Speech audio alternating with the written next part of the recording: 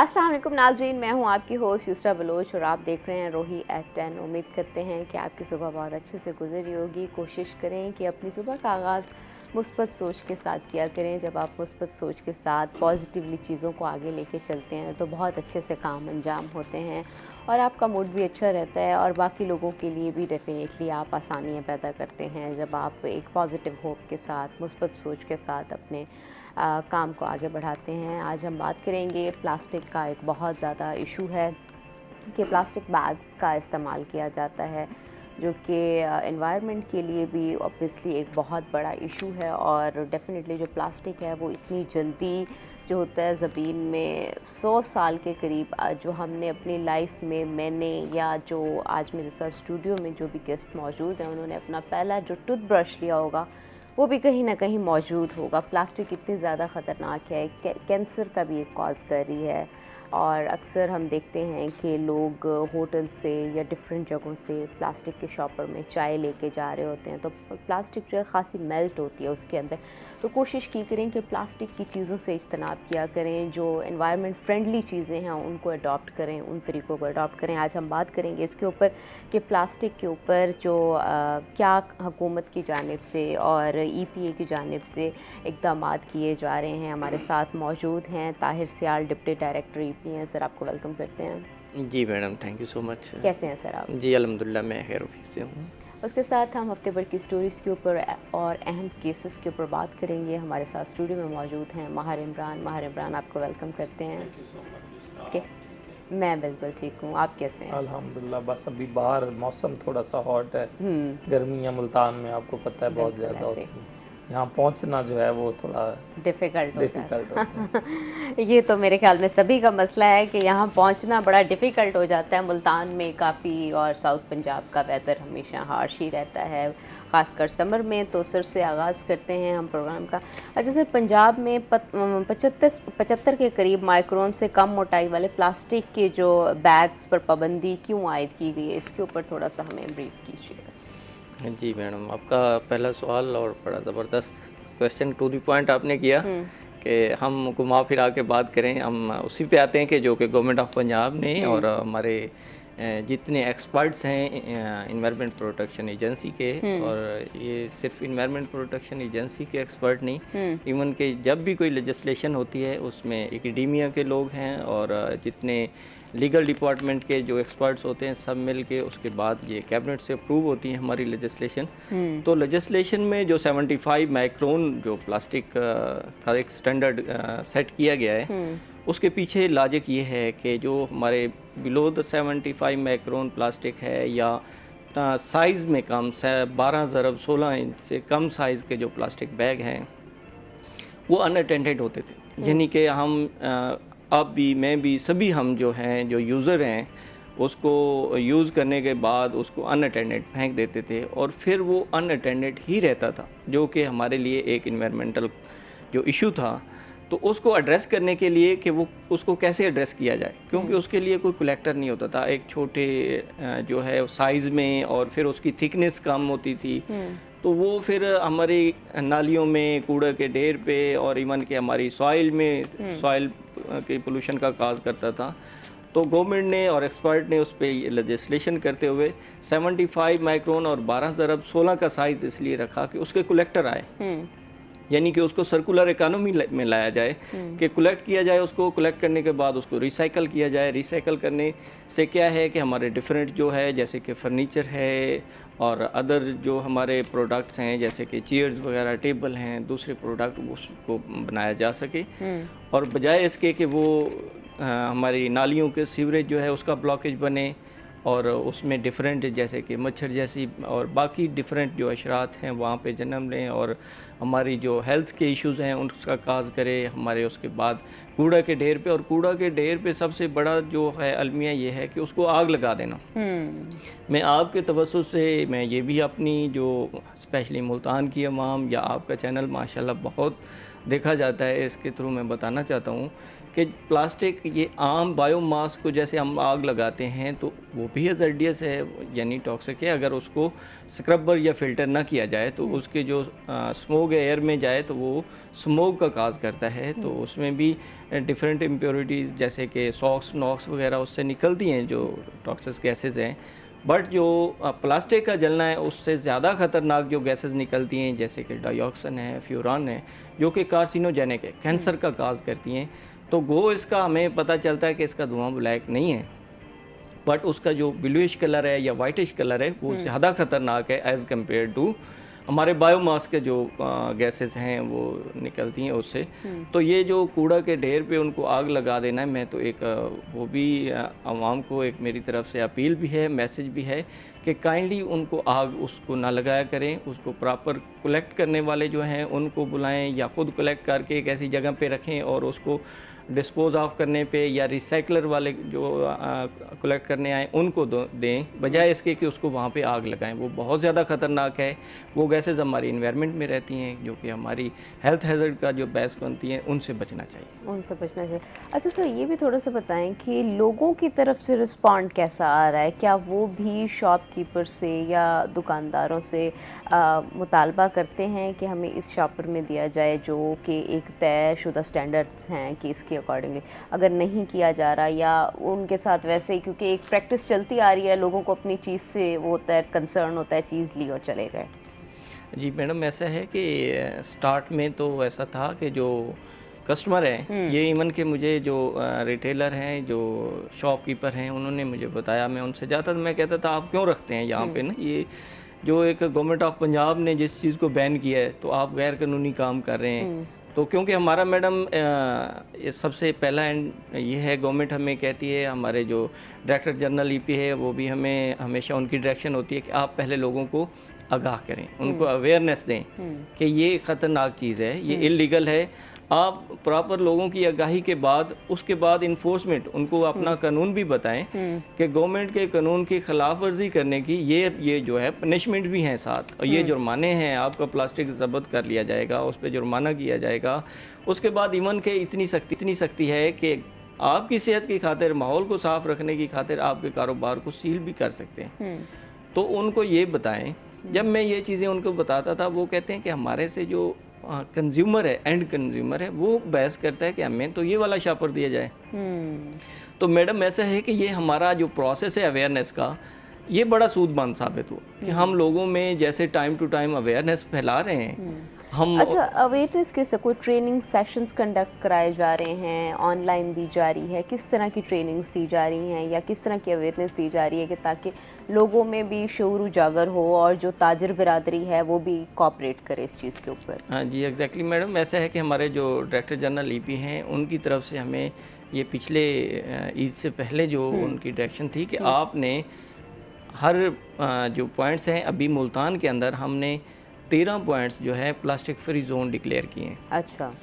उन 13 पॉइंट्स पे आप हर जगह, हर मार्केट के उनके जितने भी सेक्रेटरी हैं और उनके प्रेसिडेंट हैं और इवन के जितने भी वहाँ पे बिजनेस और स्टेक होल्डर हैं उनको इकट्ठा करेंगे और वहाँ पे आप प्रेस कॉन्फ्रेंस करेंगे, एक अवेयरनेस सेशन उनके साथ करेंगे, सेमिनार करेंगे जिसमें आप प्लास्टिक के नुकसानात बताएंगे। उसके बाद अपने जो कानून हैं, प्लास्टिक रेगुलेशन है, वो उनको बताएंगे और फिर आप उनके पे इन्फोर्समेंट करेंगे। तो ये मैम हमारा टाइम टू टाइम ये चल रहा है। इससे पहले पार्लियामेंट्री सेक्रेटरी साहबा मैडम कंवल लियाकत साहबा यहाँ पे आई थी मुल्तान के अंदर, तो उन्होंने भी वर्दी सीएम साहबा का और सीनियर मिनिस्टर साहबा का जो पैगाम था प्लास्टिक के हवाले से, वो यहाँ पे पूरी आवाम का हम बहुत बड़ी प्रेस कॉन्फ्रेंस हमने टी चौक पे की थी। बहुत से पार्टिसिपेंट थे उसमें, मैन्युफैक्चरर भी थे, बिजनेसमैन थे, इवन पॉलिटिशियंस थे, मुल्तान की बहुत सारी आवाम में पार्टिसिपेट किया था।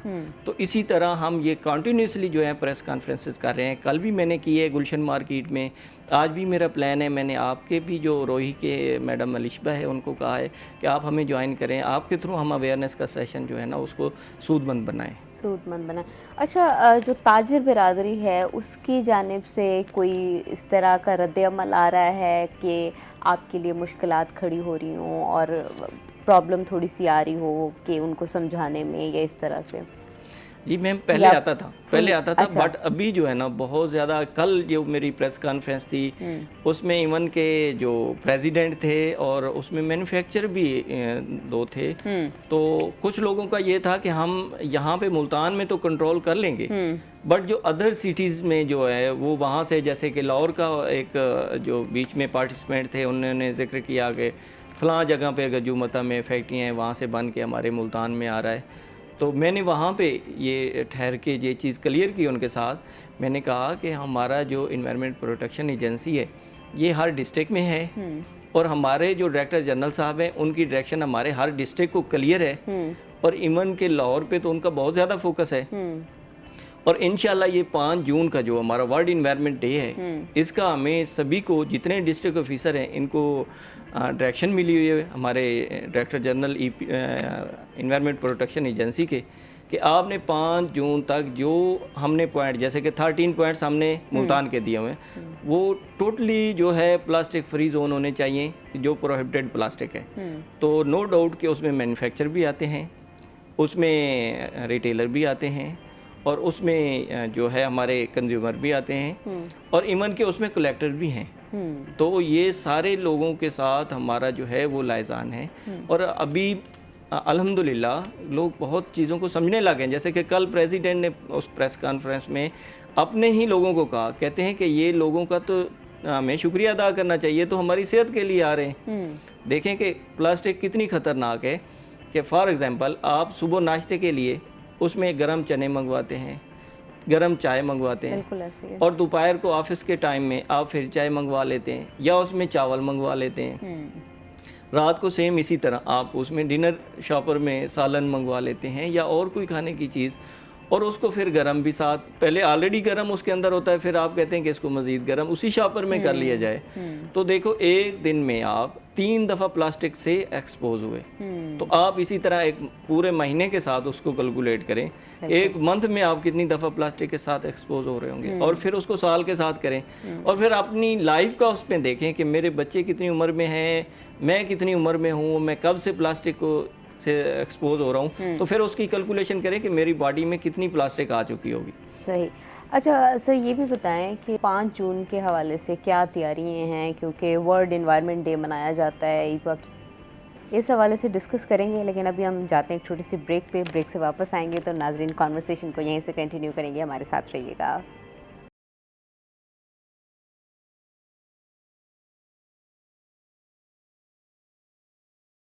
वेलकम बैक नाजरीन। इससे पहले हम बात कर रहे थे प्लास्टिक बैग्स के ऊपर कि एनवायरनमेंट को फ्रेंडली कैसे बनाया जाए, कौन सी एनवायरनमेंट फ्रेंडली चीज़ें हैं उनको इस्तेमाल किया जाए, और शॉपर जो है उसमें बड़ा मेन किरदार अदा करता है जो हम शॉपर इस्तेमाल कर रहे हैं। अभी हम थोड़ी सी हफ्ते भर की स्टोरीज़ के ऊपर बात करते हैं इमरान के साथ। इमरान हमारे साथ मौजूद हैं। इमरान, अदालतों में हफ्ते भर के अहम केसेस कौन कौन से रहे, उस पर थोड़ा सा हमें बताएं। बहुत शुक्रिया युसरा। एक तो ईद थी, आपको पता है, और ईद में क्या हुआ कि इस मरतबा कोई अजीब ही चक्कर ये चला कि ईद से जो 2-3 दिन पहले छुट्टियां थीं, फिर ईद के एक दिन बाद जो है वो अदालतें खुली रहीं, समाअत हुई, और उसके आगे जुम्मा हफ्ता एतवार वैसे छुट्टी होती है, लॉकडाउन पॉलिसी आपको पता है नाफिज है। तो इस मरतबा क्या हुआ कि बहुत से लोग ऐसे थे जो मामूली जराइम में भी गिरफ्तार थे, उनके केसेस में वो जेलों में उन्होंने ईद गुजारी है, और आज से बाकायदा तौर पे कल से शुरू हुआ है इस समाअत का सिलसिला। एक तो ओवरऑल ये था कि लोगों को बहुत ज़्यादा परेशानी हुई है, लॉकडाउन का जो इतलाक कोर्ट्स पे किया गया है उसके बहुत ज़्यादा जो मसाइल हैं वो बढ़ रहे हैं, क्योंकि जुम्मा हफ्ता वैसे छुट्टी होती है, जुमेरात अगर कोई ना वकील या जज या किसी क्लाइंट की छुट्टी होती है तो वो केस जो है वो 4 दिन ऐसे समझे अदालतें लग नहीं रही, सिर्फ 3 दिन केसेस हो रहे हैं। बर्डन अदालतों पे बहुत ज़्यादा बढ़ रहा है, जहाँ पे 200-200 केस कर रहे होते थे एक दिन में, जो पॉसिबल ही नहीं है, वहाँ पे अब 400-400 केसेस जो है उनके ऊपर आ गए। तो इस तरह इंसाफ की फराहमी जो है वो मुतासिर हो, पहले ही केसेस इतना ज़्यादा बहुत ज़्यादा आपके सामने है, 20 लाख से भी ज़्यादा केसेस ज़ेर-ए-तवा हैं हमारी कोर्ट्स में।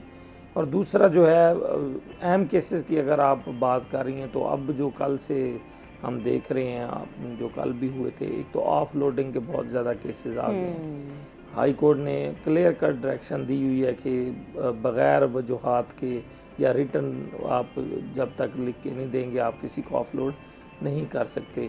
अब भी बहुत से लोगों को इस तरह से ऑफलोड किया जा रहा है कि ये रिस्की कंट्री में जा रहे हैं। अच्छा। तो यानी कि मिस्र है या ऐसे ममालिक जहाँ समंदर लगता है, और वहाँ से यूरोप की तरफ आपको पता है कि डंकी के बहुत ज़्यादा मामले, उन ममालिक में जब ये जाते हैं तो इनको उतार दिया जाता है, और सिर्फ इस वजह से कि ये रिस्की कंट्री है, शायद आप वहाँ से भाग ना जाए। तो ये तो मुल्क के लिए बेहतर कर रहे होते हैं, लेकिन इसमें बहुत से ऐसे एक्चुअल लोग भी हैं जो ऑफलोड हो रहे हैं, जिसकी तो वजह से इमरान कोई FIA ने कोई एवेल्यूएशन का कोई तरीकाकार तो बनाया ही होगा ना, डेफिनेटली उनका इंटरनल सिस्टम है। वो कहते हैं कि हम एवेल्यूएट कर लेते हैं कि ये बंदा वहाँ भीख मांगने जा रहा है, वहाँ किसी जिस्म फरोशी की कोई गैर कानूनी काम के लिए, या वहाँ से आगे फरार होने, हमें पता चल जाता है। तो ये कोई पैमाना नहीं है वैसे लीगली, मैं आपको बताऊं। अच्छा। तो अदालतें भी यही कहती हैं कि आप उसके पास अगर वीज़ा हो, वहाँ रहने का हो, जो रिक्वायर्ड रकम है जिसमें वो उतने दिन गुजार सके, ये तमाम चीज़ें हो, तो आपको ऑफलोड नहीं करना चाहिए। लेकिन उसके बावजूद भी ऑफलोड हो रहे हैं।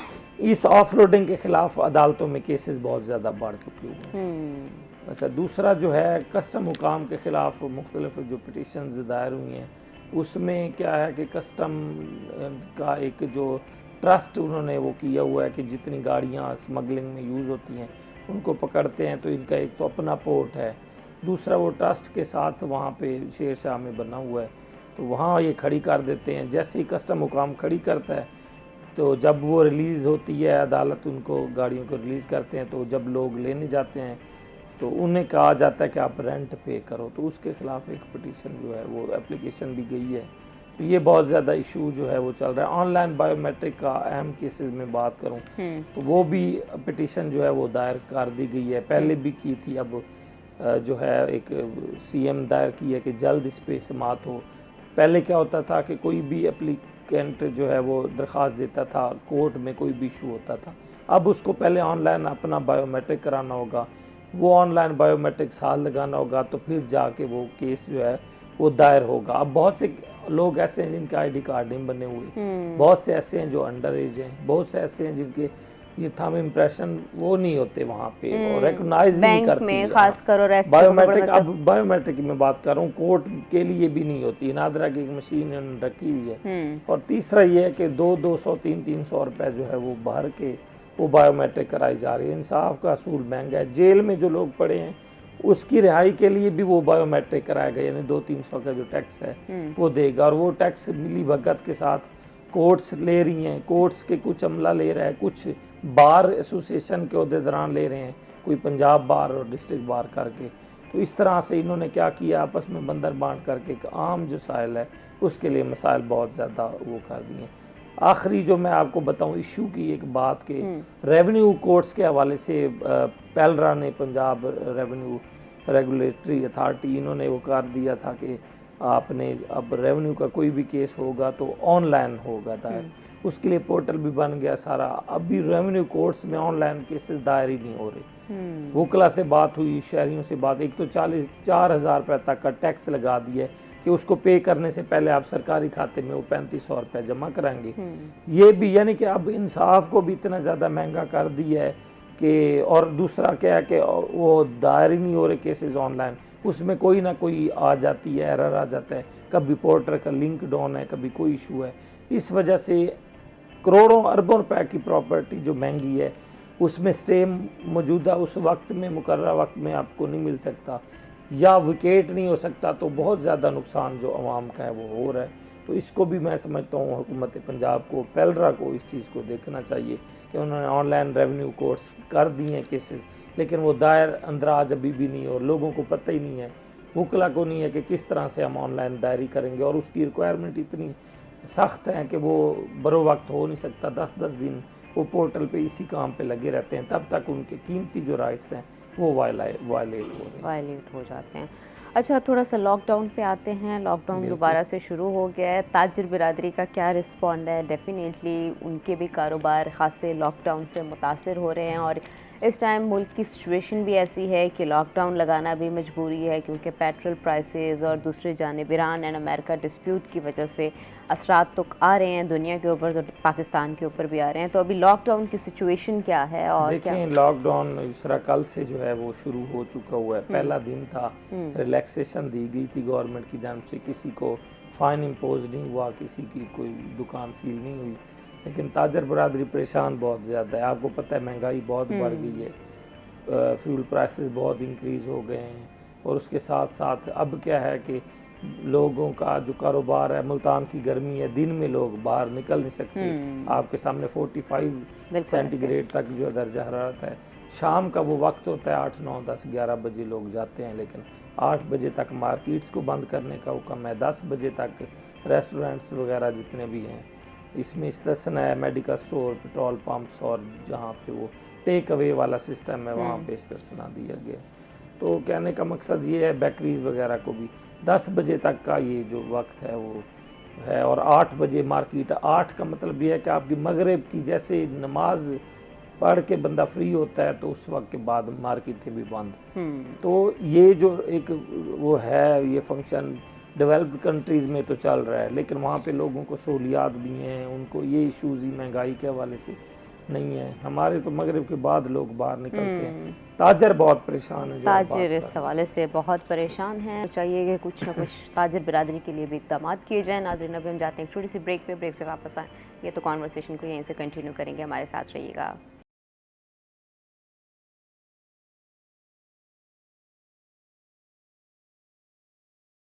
वेलकम बैक नाज़रीन। इससे पहले हम बात कर रहे थे हफ्ते भर की स्टोरीज़ के ऊपर, अभी हम थोड़ी सी बात करते हैं दोबारा प्लास्टिक बैग्स के ऊपर।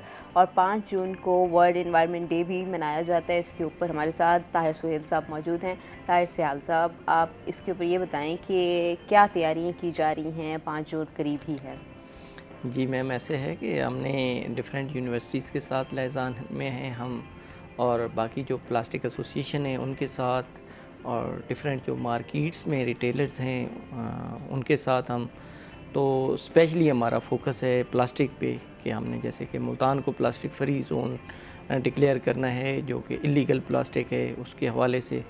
तो हम इंशाल्लाह 5 जून अपनी हमारी जो हायर एडमिनिस्ट्रेटिव जो कमांड है, वर्दी कमिश्नर साहब, हम उनको इंशाल्लाह मदऊ करेंगे, और उसके बाद डिप्टी कमिश्नर साहब हैं उनको, और बाकी जितने हमारे स्टेक होल्डर हैं, जिसमें मैन्युफैक्चरर हैं, उसमें रिटेलर्स हैं, बिजनेसमैन हैं, और जो हमारी कम्युनिटी है उसको हम इंशाल्लाह इनवाइट करेंगे उसमें।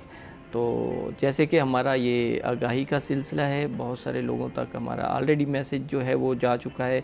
आपके तवस्सुत से आज भी ये मैसेज का एक नशिस्त है, तो उस दिन भी हम इंशाल्लाह उनके साथ पूरी प्लास्टिक के जो ड्रॉबैक हैं वो पहले उनके साथ शेयर करेंगे। जैसे कि कल मैं आपके साथ जिक्र कर रहा था कि वहाँ पे जो प्रेसिडेंट हैं जो मार्केट के, गुलशन मार्केट के, उन्होंने मुझे इस बात की बड़ी खुशी हुई और तसल्ली हुई। कहता है कि मैं गवर्नमेंट ऑफ पंजाब का बड़ा थैंकफुल हूँ कि मैं, कहता है कि आज ज़िंदगी में पहली दफ़ा, कहते हैं कि मैं ख़ुद चाय पीता रहा हूँ, मैं ख़ुद दिन में गरम सालन लेता रहा हूँ शॉपर्स के अंदर, तो आज पहली दफ़ा मैंने सुना है कि प्लास्टिक के ये नुकसान आते, प्लास्टिक गर्म होने से उसका हिस्सा बन जाते। तो कहते कि ये मैं थैंकफुल हूँ कि ये हमारे पास आए हैं और मुझे भी आज इसका नॉलेज मिला है। तो इस हवाले से हम सभी को इंशाअल्लाह लेटरेट करेंगे। ठीक, अवेयरनेस भी दी जाएगी। अच्छा, मैं ये भी पूछना चाहती हूँ कि एक तो प्लास्टिक, चलें आप जो लोग ताजर लेके आ रहे हैं, चीज़ें उसमें बेच रहे हैं, जो प्लास्टिक शॉपर बना रहे हैं, मैन्युफैक्चरर है, इंडस्ट्री है, उसके ख़िलाफ़, उन फैक्ट्रियों के ख़िलाफ़ क्या कार्रवाई हो रही है? जी मैम, ऐसा है कि मैं यहाँ ऑन एयर यहाँ पे एक बड़ा रिस्पॉन्सिबिलिटी से बता रहा हूँ कि जो ये किसी रेडी से, किसी शॉप से इतना शॉपर इकट्ठा नहीं हो सकता। जो मुल्तान ऑफिस है, इनके पास जो कन्फिस्केटेड जो पॉलीथीन बैग है, जो कि इलीगल बैग है, तो राउंड अबाउट जो है 87 टन जो है वो हमने कन्फिस्केट किया है जब से ये plastic single use plastic ban हुआ है उसके बाद। तो देखें, ये बहुत बड़ा जो इतना क्वांटम है, ये हम कैसे, कहाँ से लिया, ये मैन्युफैक्चर से।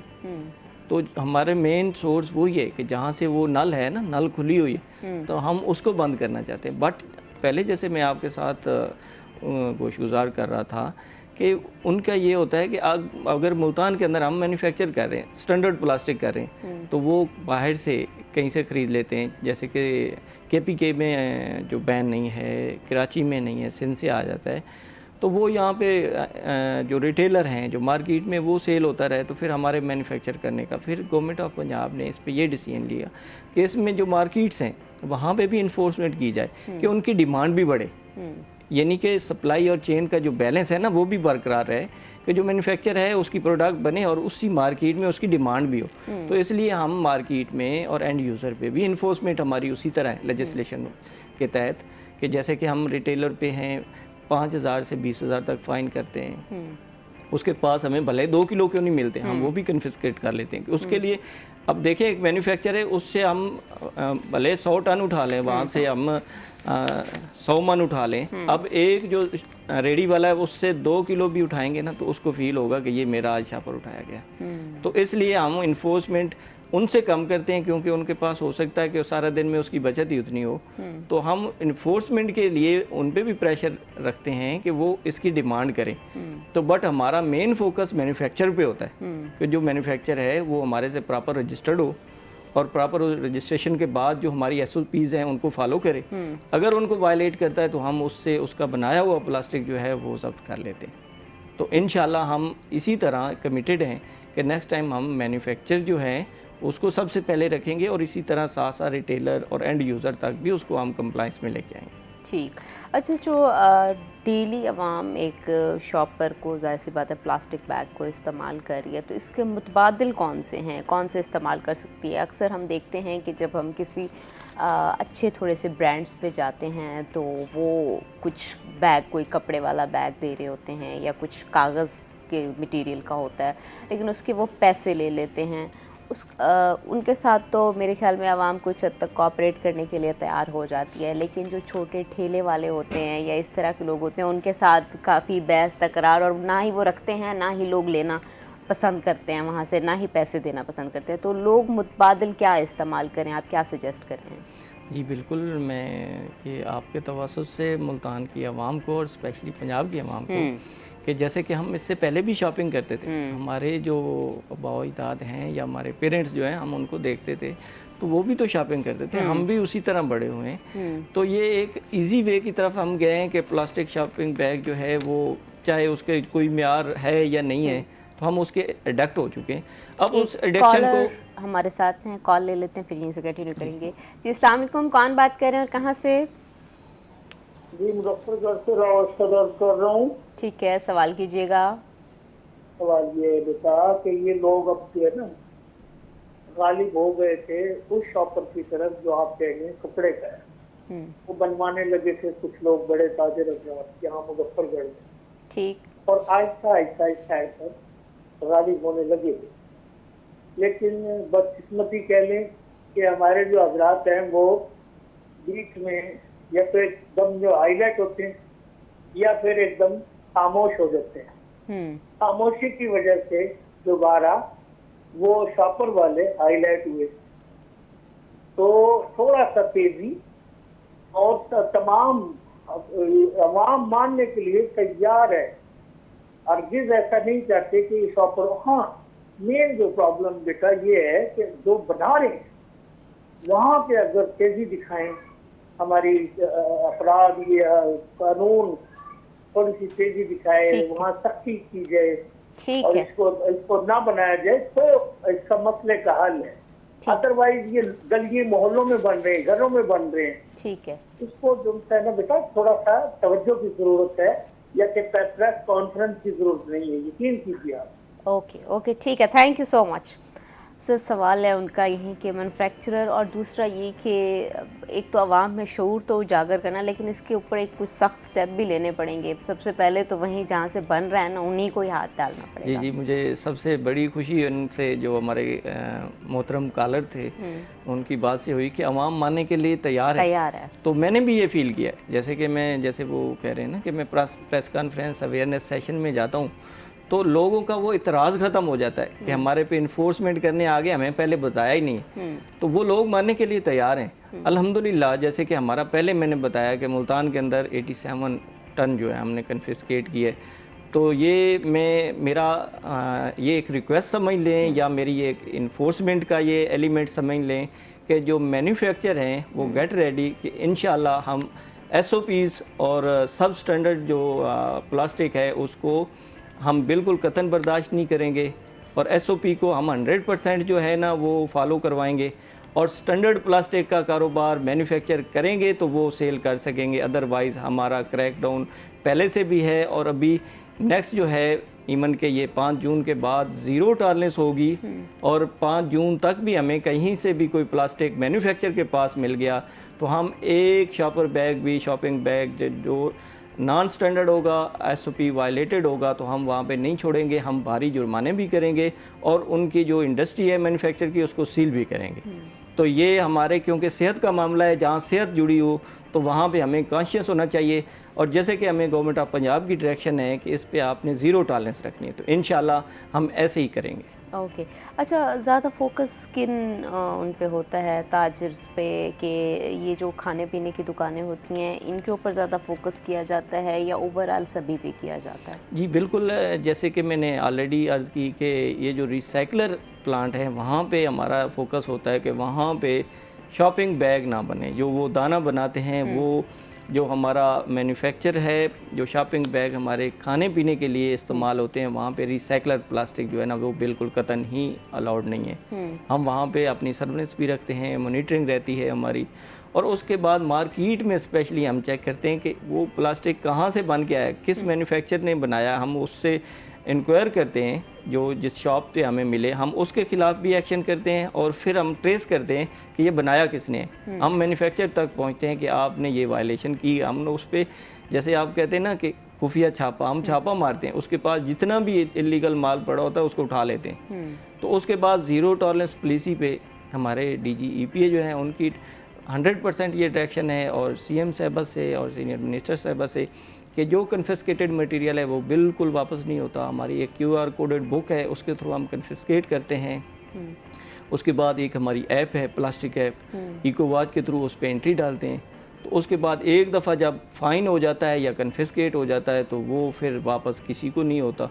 तो और ना ही इन फ्यूचर ऐसा होगा और ये इसी तरह ही इन्फोर्समेंट का एलिमेंट है कि जो हम उसको कंप्लाइंस करा सकेंगे। ठीक। अच्छा सर, ये भी बताएं कि जो पुरानी टेक्नोलॉजी पर चलने वाले भट्ठों और माहौलियाती आलूदगी जो है वो पैदा हो रही है, उनके खिलाफ क्या कार्रवाई की जा रही है और क्या इक़दाम हुकूमत की जानिब से उठाए जा रहे हैं? जी बिल्कुल, इसमें जैसे कि हमारे स्मोक रूल्स हैं, स्मोक रूल में जो फर्स्ट वायलेशन है वहाँ पे फाइन्स हैं या उसको सील कर दिया जाए कि वो उसमें करेक्टिव मेजर ले लें। अगर वो सील ब्रेक कर लेता है या फिर वो वायलेशन करता है कि सेम उसी टेक्नोलॉजी पे second time specially break kiln के तो उसको डिमोलिश कर दिया जाता है। जैसे कि ये स्मोक के 2025 और 26 के दौरान जो है 140 भट्ठा जात जो हैं वो डिमोलिश हुए हैं, सिर्फ इस बेस पे हुए हैं कि उन्होंने जिगजैग टेक्नोलॉजी को अडॉप्ट नहीं किया हुआ था। और उसके साथ साथ वो सब स्टैंडर्ड फ्यूल जैसे कि वहाँ पे हीट है या ये जो रबड़ है, प्लास्टिक है या जो हमारे रैग्स होते हैं कपड़े के जो कि यूज़ हुए होते हैं उनको वहाँ पे भट्ठे पे जलाते हैं कि जो बहुत ज़्यादा टॉक्सिक धुआं जो है वो एयर में एमिट करते हैं। तो हम उनके ख़िलाफ़ भी प्रॉपर कार्रवाइयाँ कर चुके हैं और इंशाल्लाह फ्यूचर में भी रहेंगी। और हमारी ये बिल्कुल क्लियर कट स्मोक रूल के तहत ये पॉलिसी है कि हम किसी को SOP की वायलेशन नहीं करने देंगे, किसी को SOPs की वायलेशन नहीं करने देंगे। अच्छा सर, आपने जिगजैग टेक्नोलॉजी की बात की, ये किस तरह मौसर साबित हो रही है, थोड़ा इसके ऊपर भी बताएंगे? हाँ, एक्चुअली जिगजैग टेक्नोलॉजी है क्या? जिगजैग टेक्नोलॉजी ऐसा है कि ये एक जलने का जो प्रोसेस है, क्योंकि भट्ठे पे वहाँ पे जो भी फ्यूल होता है और हमारी ईंटें पक रही होती हैं तो होना क्या चाहिए कि जितना फ्यूल है वो कंप्लीट कंबस्चन उसकी हो, यानी कि उसका जलने का अमल कंप्लीट हो। तो धुआं कब पैदा होता है कि कंबस्चन प्रोसेस वो कंप्लीट नहीं होता तो उसमें अनबर्न जो कार्बन होते हैं वो एयर में चले जाते हैं। तो जो जिगजैग टेक्नोलॉजी है इसका अडॉप्ट करने के पीछे जो रीज़न है, जो लॉजिक है वो ये है कि उसके थ्रू एक कंप्लीट कंबस्चन जो है वो प्रोसेस कंप्लीट होता है जिसके थ्रू हमारी जो ब्लोअर है उसके थ्रू हमारी चिमनी में जो एयर जाती है वो क्लीन एयर जो है वो इमिट होती है, उसमें अनकम्प्लीट जो कार्बन पार्टिकल हैं वो नहीं जाते। तो बेसिकली इसका ये फिनोमेना है कि कंप्लीट कंबस्टन हो और इन्वायरमेंट फ्रेंडली मेथड है zigzag technology. Environment friendly method है ज़िगज़ैग टेक्नोलॉजी। कोशिश करें जो भी वो कर रहे हैं, भट्ठा के मालिक हैं, वो इसी को इस्तेमाल करें। नाज़रीन अभी हम जाते हैं छोटी सी ब्रेक पे, ब्रेक से वापस आएंगे तो कॉन्वर्सेशन को यहीं से कंटिन्यू करेंगे। हमारे साथ रहिएगा।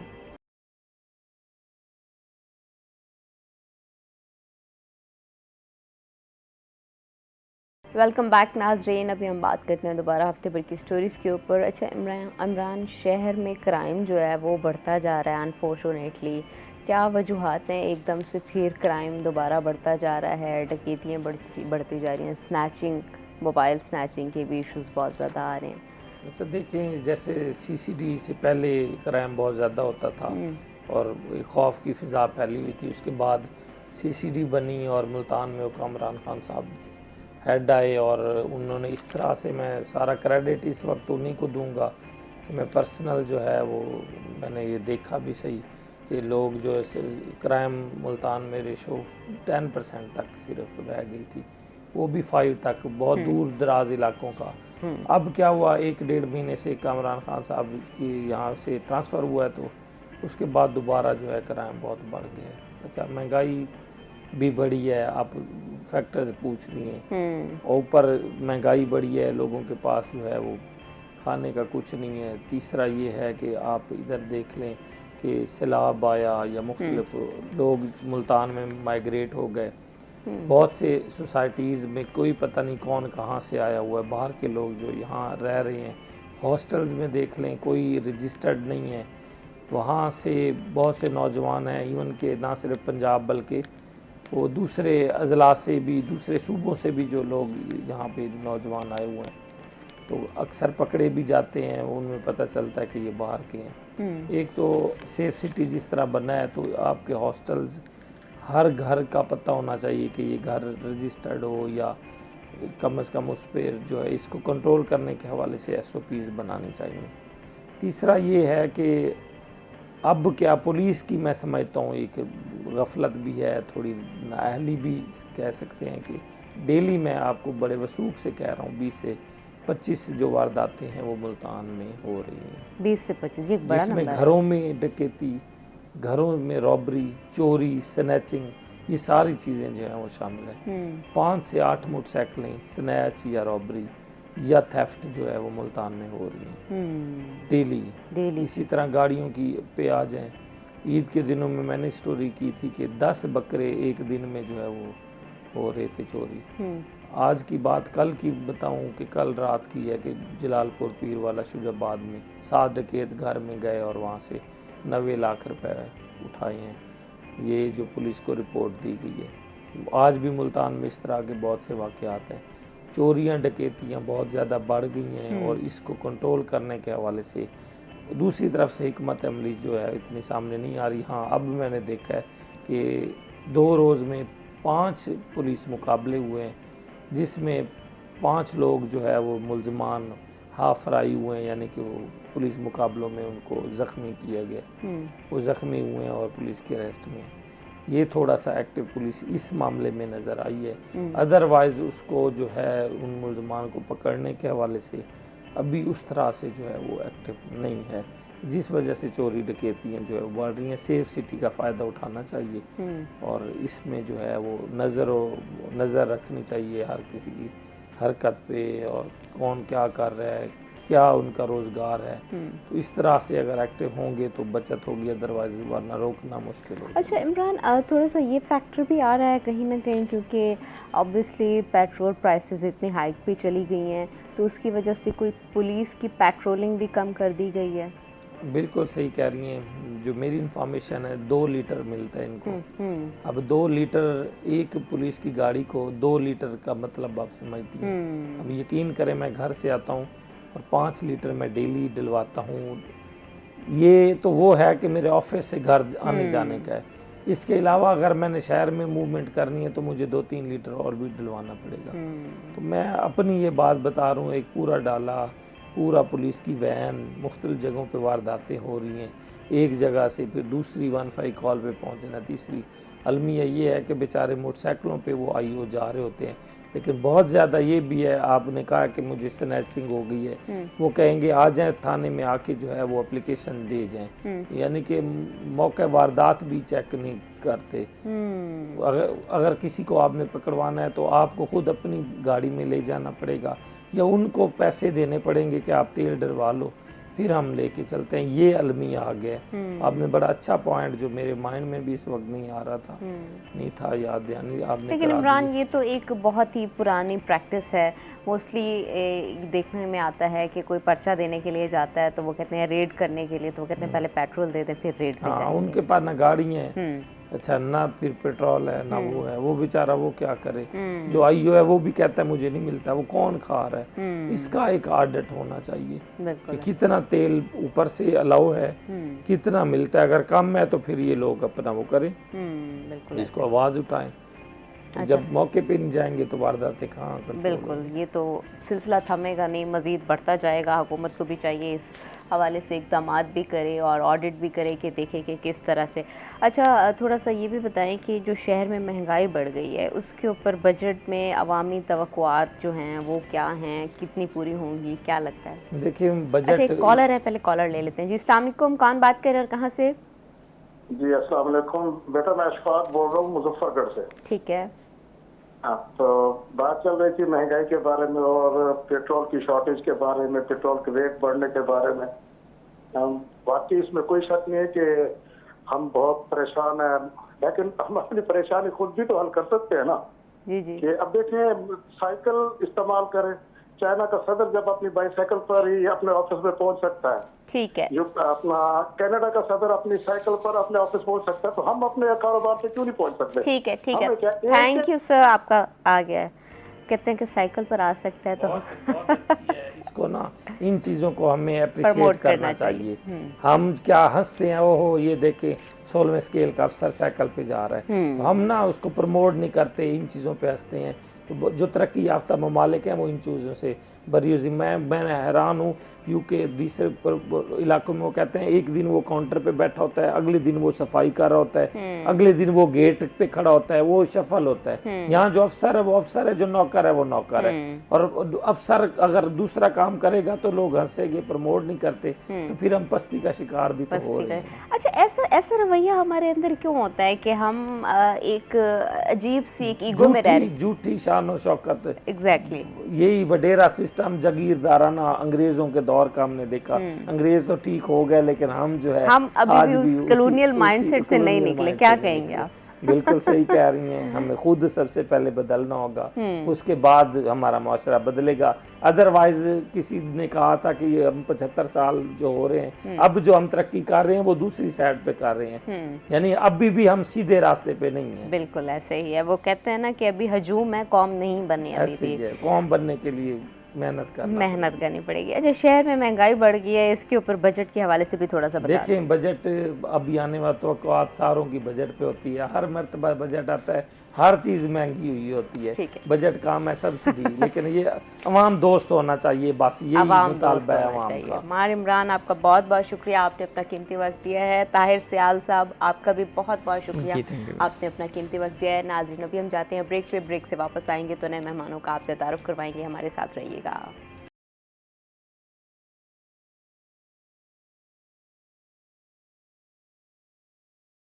वेलकम बैक नाज़रीन। इससे पहले हम बात कर रहे थे एनवायरनमेंट के ऊपर और हफ्ते भर की केसेस के ऊपर। अभी हम थोड़ी सी बात करते हैं, थोड़ी सी मुस्कुराहट की बात करते हैं। डेफिनेटली मुस्कुराना किसको पसंद नहीं होता, सभी लोगों को मुस्कुराना बहुत पसंद होता है। और जब मुस्कुराते हैं और खूबसूरत दांत नज़र आते हैं तो और भी अच्छा लगता है। लेकिन अगर दांत खूबसूरत ना हो तो जाहिर सी बात है बड़ी सिमटी हुई स्माइल लोग देते हैं, खुल के हंस नहीं सकते। तो आजकल दांतों के बड़े मसाइल हो रहे हैं, बड़ों को भी और जो छोटा एज ग्रुप है उनको भी, और बच्चे खासकर कैंडीज़, चॉकलेट्स और इस तरह की चीज़ें खाते हैं तो उनके दांतों में भी बड़ा मसला हो जाता है। आज हम दांतों के मसाइल के ऊपर बात करेंगे। हमारे साथ स्टूडियो में मौजूद हैं डेंटिस्ट डॉक्टर तला सर, आपको वेलकम करते हैं। थैंक यू, बहुत शुक्रिया। कैसे हैं आप? मैं बिल्कुल ठीक हूँ, आप कैसे हैं? अल्हम्दुलिल्लाह ठीक ठाक। तो सब मुस्कुराहट को मज़ीद खूबसूरत बनाने के लिए क्या करना चाहिए? मुस्कुराहट को मज़ीद खूबसूरत बनाने के लिए वैसे तो आपको मेंटली रिलैक्सेशन भी चाहिए, ठीक है, और अपने दांतों की हिफाजत करें, मसूड़ों की हिफाजत करें। और दांतों की हिफाजत के लिए नॉर्मली देखें 4 चीज़ों पे हमेशा मैं फोकस करता हूँ। उसमें एक आपके रेगुलर चेकअप्स हैं, ठीक है, थोड़ा सा मुश्किल काम है, पाकिस्तान में लोग फॉलो नहीं करते, ठीक है। उसके अलावा मॉडरेशन, जो भी हम फूड इंटेक करते हैं उसमें मॉडरेशन को, साथ में वाटर इंटेक आपका ज़्यादा होना चाहिए, और सबसे इंपॉर्टेंट क्या है, ओरल हाइजीन, ब्रश करना, दिन में 2 दफ़ा ब्रश करें आप, सुबह और शाम में, स्पेशली रात को सोने से पहले। अच्छा, तो जी। अच्छा, दूसरा ये भी बताएं कि आप ब्रश का जिक्र कर रहे हैं, तो अक्सर लोग दिन में 1 दफ़ा ब्रश कर लेते हैं या 2 दफ़ा ब्रश कर लेते हैं। जो 2 दफ़ा ब्रश भी करते हैं, कुछ लोगों का कहना होता है कि ब्रश जो है वो खाने के बाद में किया जाए, और कुछ लोगों का मानना होता है कि नाश्ते से पहले उठते हैं वो, जब फ्रेश होते हैं तो वो तभी ब्रश करके आते हैं, फिर उसके बाद एक ब्रेकफास्ट करते हैं। लेकिन मोस्टली लोगों का कहना होता है कि जब रात को ब्रश कर लिया तो पहले नाश्ता करना चाहिए, उसके बाद ब्रश करना चाहिए। तो कब ब्रश करने का सही टाइम होता है? देखें, ये तो कॉमन सेंस है वैसे, लेकिन इसमें 2 स्कूल ऑफ थॉट्स वैसे हैं। बेहतर तो ये है कि आप खाने से पहले ब्रश करेंगे। उसकी रीज़न ये है कि ज़ाहिर है कोई भी चीज़ आपके मुंह में ऐसी है जो आप जैसे सोकर आप उठे हैं, तो during sleeping hours different fluids पैदा होते हैं और तरीके से, बैक्टीरियाज भी हैं। तो पहले आप ब्रश कर लेंगे तो जो आप फूड इनटेक करेंगे वो आपके हेल्दी फूड जाएगी, ठीक है। लेकिन स्पेशली रात को सोने से पहले ब्रशिंग रिकमेंडेड है, तो खाने से पहले ब्रश कर लें ज़्यादा बेहतर है, और रात को सोने से पहले ब्रश कर लें। उसके बाद सिर्फ आप पानी पी सकते हैं, आपने कोई चीज़ खानी नहीं है, क्योंकि अगर आप कोई चीज़ खा लेंगे और उसके बाद सो जाएंगे तो हमारे मुंह में जितने बैक्टीरियाज हैं, कुछ मसूड़ों के नीचे होते हैं, कुछ मसूड़ों से ऊपर होते हैं, दांत की सतह पर होते हैं, तो उनके लिए एक एनवायरनमेंट बन जाता है जिसमें वो एसिड प्रोडक्शन कर सकते हैं। कोई भी ऐसा फूड पार्टिकल जिसको वो डीमिनरलाइज कर सकते हैं, जिसको वो यूज़ कर सकते हैं एज अ फूड, तो उससे फिर एसिड प्रोड्यूस होते हैं, जिसमें दांतों की और मसूड़ों की सतह ख़राब हो सकती है।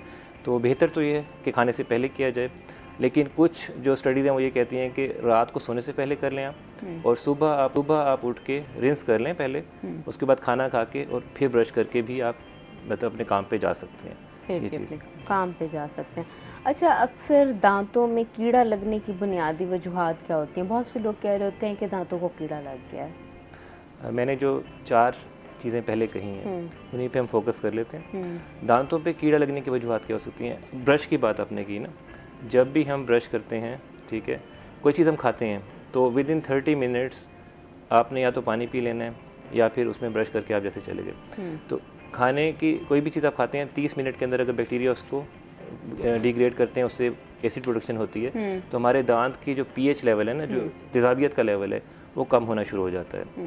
और जब वो एक स्पेसिफिक लेवल से कम होता है तो फिर वहाँ पर बैक्टीरियल अटैक हो सकता है।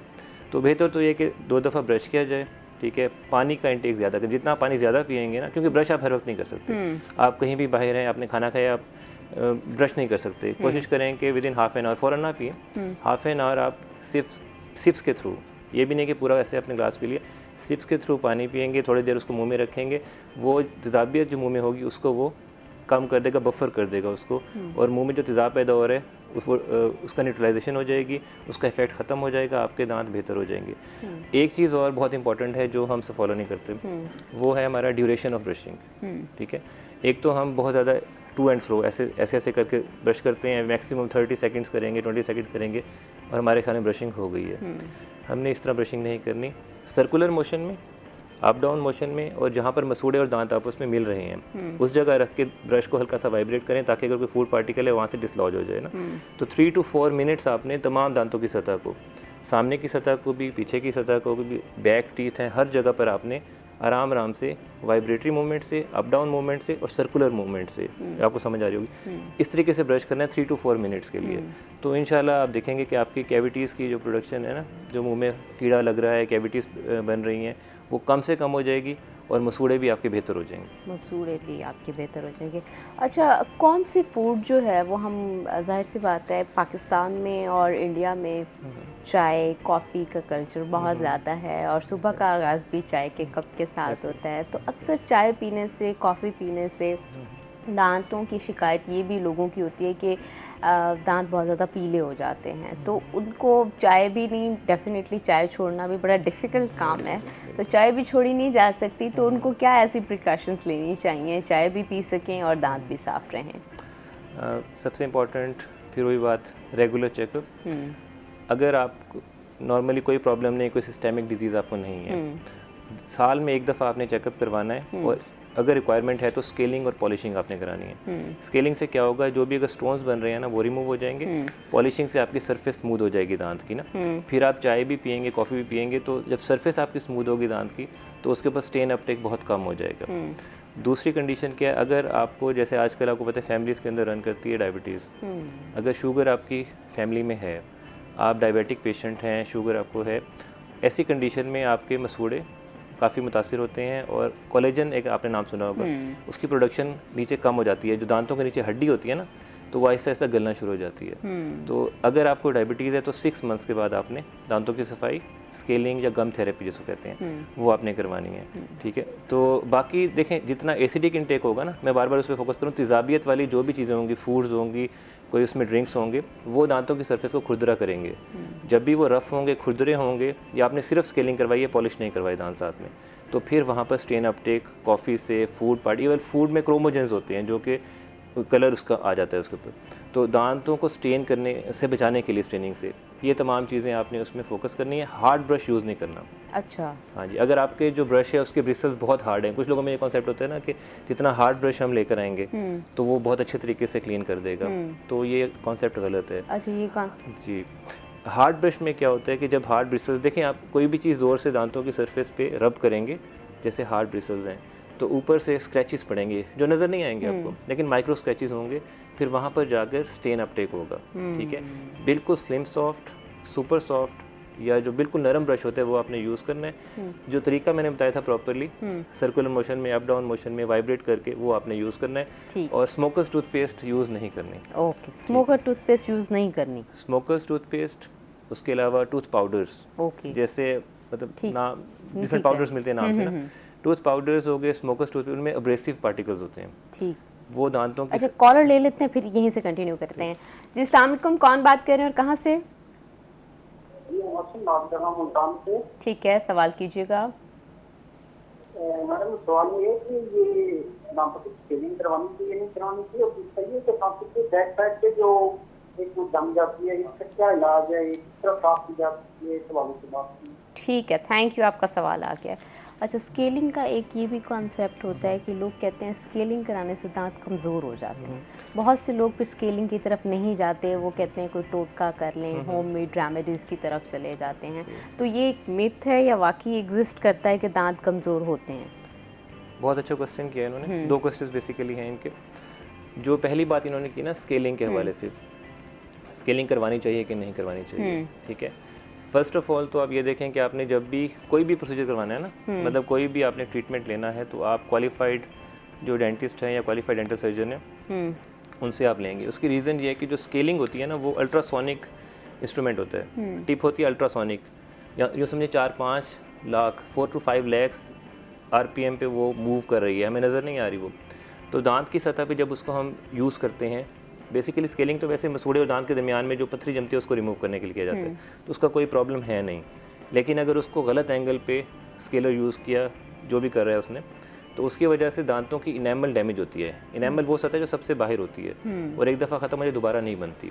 तो ये प्रॉब्लम्स आ जाते हैं बाज़ दफ़ा अगर आपने प्रॉपरली नहीं करवाई स्केलिंग और इनेमल डैमेज हुई है, तो फिर नीचे से डेंटीन एक्सपोज होती है, येलो कलर की जो होती है, उसमें ठंडा गर्म भी लगता है। एक तो ये प्रॉब्लम आता है, लेकिन अगर प्रॉपरली की गई है तो कोई प्रॉब्लम नहीं है। ठीक है, करवानी चाहिए। हर साल मैं खुद करवाता हूँ। उसकी रीज़न क्या है कि साल में एक दफ़ा, जैसे हम देखें सांस लेते हैं, खाना खाते हैं, सब कुछ हम ओरल कैविटी के थ्रू करें, है ना। फेस पे आप हम क्या करते हैं, रोज़ वॉश करते हैं, फेस वॉश यूज़ करते हैं, फेशियल करवाते हैं। उसकी रीज़न ये है कि कुछ ना कुछ तो मिट्टी जम जाती है ना। इसी तरीके से दांतों की उस सतह पे और मसूड़ों के नीचे और ऊपर वो जम जाते हैं और वो साफ़ नहीं होते। 48 घंटे के अंदर अंदर अगर प्रॉपर ब्रशिंग नहीं हुई तो जमना शुरू हो जाएगा। तो आपको स्केलिंग करवानी चाहिए। दूसरा क्या बात है जो मुझे समझ आई इनकी बात से, कि जैसे लोग कहते हैं कि स्केलिंग करवाई तो दांतों में गैप आ गया, हिलना शुरू हो गए। उसकी रीज़न होती है कि बहुत डिलेड करवाना। जब स्टोन बहुत बड़े बड़े बन जाते हैं, वो क्या होता है, नीचे जाके दांतों की हड्डी गल जाती है, उनकी पकड़ कम हो जाती है बोन की दांतों के ऊपर, उसकी जड़ों के ऊपर।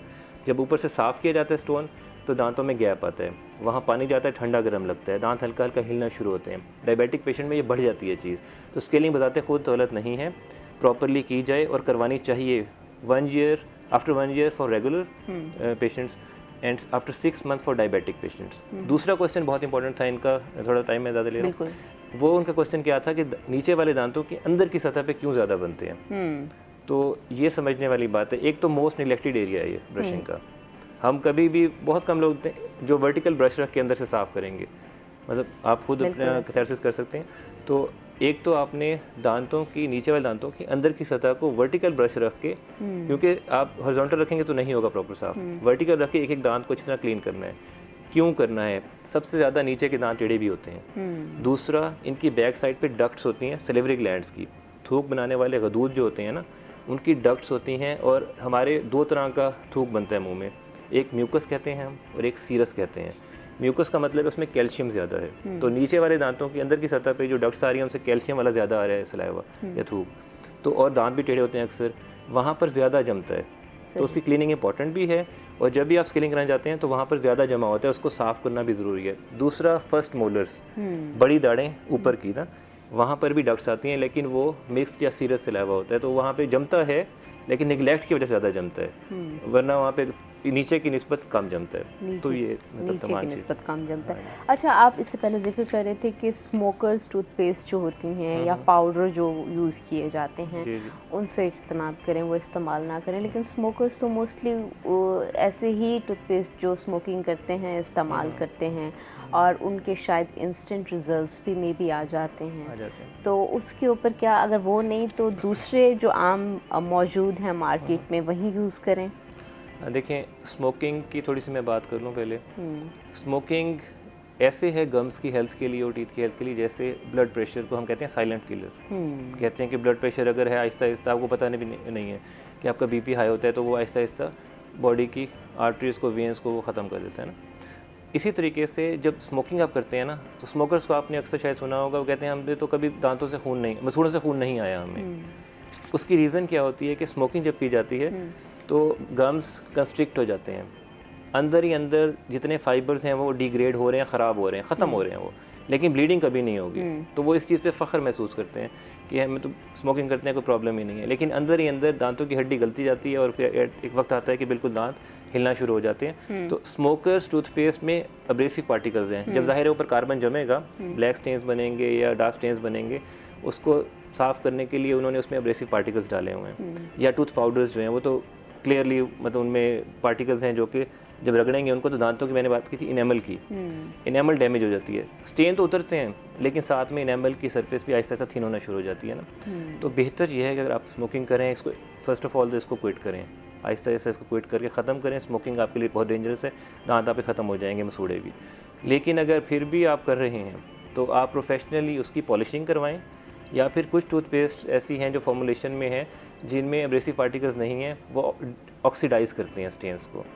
ठीक है, वो आप डॉक्टर से मशवरा कर सकते हैं, आपको बता सकते हैं, वो ऑक्सीडाइज़ करके स्टेन्स को ऐसे ऐसे रिमूव करेंगे ना, उसको एब्रेसिव पार्टिकल्स नहीं होंगे उसके अंदर, वो कुछ बेहतर हैं। लेकिन बेहतर है कि आप जब भी स्टेन ज़्यादा हो गए अगर स्मोकिंग करें, तो आप प्रोफेशनली किसी क्वालिफाइड डेंटिस्ट से जाके उसकी पॉलिशिंग करवाएं, ताकि स्टेन्स रिमूव कर दिए जाएँ और दांत भी बच जाए आपको। दांत भी बच जाए। अच्छा, दूसरा साथ में ये भी बहुत ज़्यादा इशू आ रहा होता है कि मुंह से स्मेल आती है लोगों की। जो स्मोकर्स होते हैं, पहले वो स्मोकिंग कर लेते हैं, फिर उसके बाद कोई ऐसी बबल गम या कुछ इस तरह का इस्तेमाल कर लेते हैं। और दूसरा, अगर कोई स्मोकिंग नहीं भी करता, वैसे भी किसी की शायद स्टमक का भी इशू होता है, लेकिन कुछ लोग वैसे ब्रश नहीं करते। तो स्मेल से निजात का सही तरीका क्या है, क्या करना चाहिए लोगों को? आपने स्मोकिंग की बात की, साथ में बबल गम भी यूज़ करते हैं, कुर्सी, छालिया, इस तरह की चीज़ें इस्तेमाल करते हैं, जो कि फाइब्रोसिस करते हैं मुंह में, कैंसर की तरफ जाता है ना। बात हम कर रहे हैं स्मेल की, ठीक है, जो मैंने फिर वही बात करूंगा, 4 चीज़ें स्टार्ट में की थी, इन पे फोकस करें। अभी ब्रेक पे जाते हैं, ब्रेक के बाद मैं इसका आंसर लेती हूँ। नाज़रीन, कहीं मत जाइएगा, हमारे साथ रहिएगा।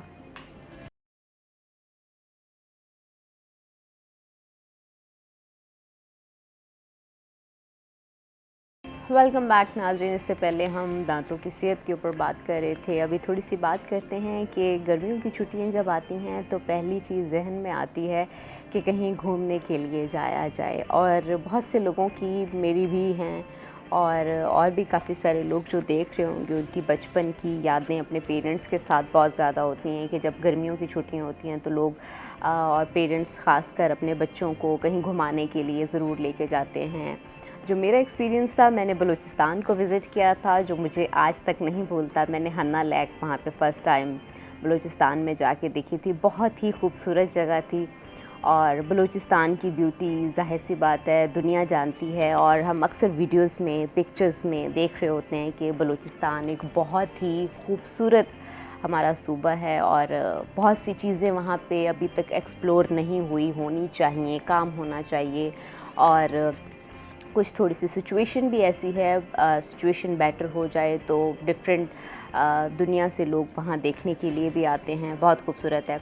और ऐसी और भी बहुत सारी जगह पंजाब में भी हैं, सिंध में भी हैं। तो चारों सूबों में बहुत ही खूबसूरत खूबसूरत डेस्टिनेशंस हैं। अगर जब आप अपने बच्चों को लेके जाते हैं तो आपको डेफिनेटली अच्छा लगता है। लेकिन सबसे बड़ा प्रॉब्लम आता है कि बजट फ्रेंडली कौन सी जगह है। बजट फ्रेंडली होती है तो इजीली कोई भी जा सकता है, अपने बच्चों को लेके, कपल जा सकता है, कोई भी घूमने के लिए, वैसे फ्रेंड्स जा सकते हैं। तो आज इसी के ऊपर हम बात करेंगे कि बजट फ्रेंडली कौन सी जगह हैं, कहाँ पे हैं, कैसे जाया जाए, कौन सा रूट लिया जाए। इसके ऊपर हमारे साथ आकिब दस्ती मौजूद हैं। आकिब हमें इसके ऊपर गाइड करेंगे। आकिब, आपको वेलकम करते हैं। अस्सलाम वालेकुम। वालेकुम अस्सलाम। कैसे हैं आकिब? अल्हम्दुलिल्लाह मैं ठीक हूँ। आकिब, सबसे पहले तो ये बताएं, पैसे कम लगें और जगह बहुत अच्छी हों और बहुत सी विजिट भी हो जाएं लोकेशन। हर बंदे का पहला सवाल होता है, लेकिन वो जितना बजट होता है उसके बियॉन्ड जो एक्सपेक्टेशन होती है वो बहुत ज़्यादा होती है ऐसे ही। तो फर्स्ट क्वेश्चन जो है वो कह रहे हैं उसके हिसाब से बताते हैं।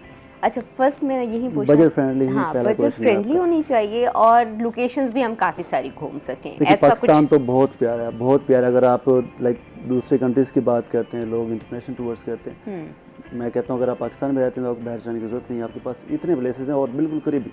और आपका अगर बजट फॉर एग्जाम्पल कोई 60 to 70,000 है, आप प्रॉपर एक फैमिली का ट्रिप भी प्लान कर सकते हैं। और अगर आप फॉर एग्जांपल पंजाब के हैं तो पंजाब में ही विद इन आपके पंजाब, आपके ही सिटीज़ में आपको ऐसे पंजाब के जैसे कल्चरल हेरिटेज है, रिलीजियस हेरिटेज है, वो मिल जाते हैं, वो विज़िट कर सकते हैं आप। इसके अलावा अगर आप हिल जंक्शन की तरफ जाते हैं, माउंटेन जंक्शन की तरफ जाते हैं, तो वो बहुत सारी डेस्टिनेशन लाइक ऐसी डेस्टिनेशन जो कि पंजाब में मौजूद हैं। तो फोर्ट मोडल से आप स्टार्ट करें, देन आप जैसे आपने ही जिक्र किया बलूचिस्तान, तो वहाँ तक चले जाएं, बहुत प्यारा है। देन आगे उधर आप चले जाएं गवादर, देन कुंद मिलेर, वो सारी बीचेस।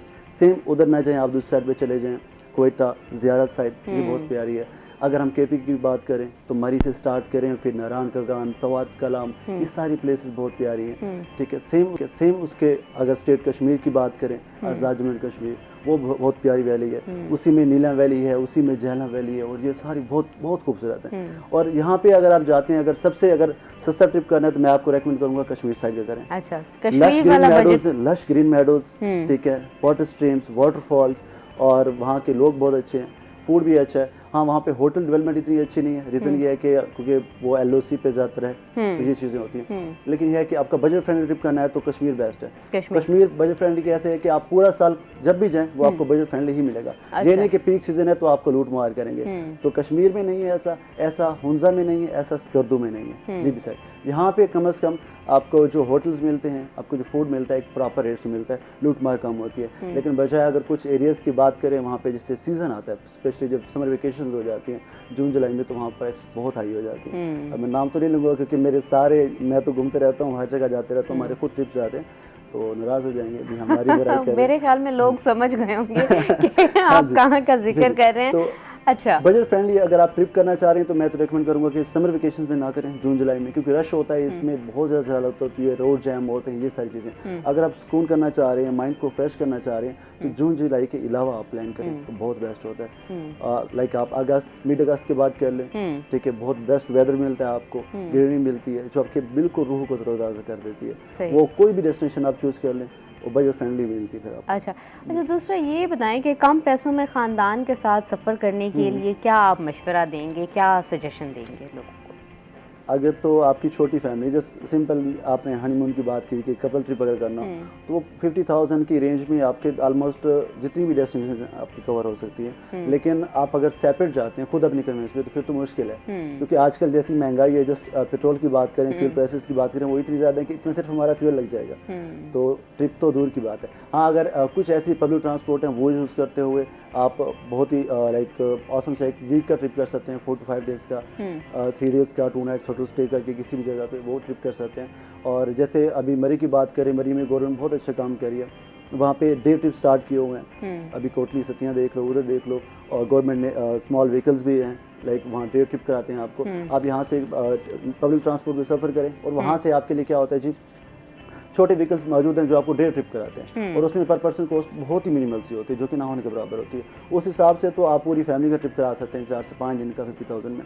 अगर इस तरह के प्रोजेक्ट्स गवर्नमेंट लेके आए, हर जगह नारायण में लेके आए, मरी में ले, तो वैसे करिए, लेकिन इसको बेटर भी किया जा सकता है। सेम ऐसे कश्मीर में, सेम ऐसे GB में, डिफरेंट जगह पे जो डेस्टिनेशन है वहाँ के अगर डे ट्रिप्स इंट्रोड्यूस करा दीजिए तो लाइक फैमिली खुद से यहाँ ट्रैवल करें, आगे जाके दिल्ली की जो ट्रिप्स हैं वो ज्वाइन करें, तो बहुत इकोनॉमिकल है। ये इकोनॉमिकल का एक फर्स्ट है। सेकंड ये कि बहुत सारी ऐसी टूर कंपनीज हैं, लेकिन मेक श्योर करें कि ऐसी कंपनीज जो रजिस्टर्ड हों गवर्नमेंट से, जैसे से आता हूँ, ये सारी चीज़ें लाजमी देखें, क्योंकि स्कैमर्स बहुत ज़्यादा होते हैं। लोग सोशल मीडिया से देख के सस्ते के चक्कर में स्कैम का बहुत ज़्यादा आजकल अक्सर FI में ये रिपोर्ट्स आ रही होती हैं बहुत ज़्यादा, और अक्सर हम न्यूज़ पे भी देख रहे होते हैं ये चीज़ें। तो सस्ते के चक्कर में स्कैम से थोड़ा बचना है, तो रजिस्टर्ड कंपनीज को देखें और गवर्नमेंट लाइसेंस। अच्छा, ये भी थोड़ा सा बता दें कि कैसे आइडेंटिफाई करेंगे लोग कि ये रजिस्टर्ड कंपनी है या ये रजिस्टर्ड नहीं है? देखें, कोई भी कंपनी अगर एग्जिस्ट करती है तो उसके पास उसका प्रॉपर एक लाइसेंस होता है, DTS का, डिपार्टमेंट ऑफ टूरिस्ट सर्विसेज का, ठीक है, डोमेस्टिक टूरिज्म की अगर बात करें हम।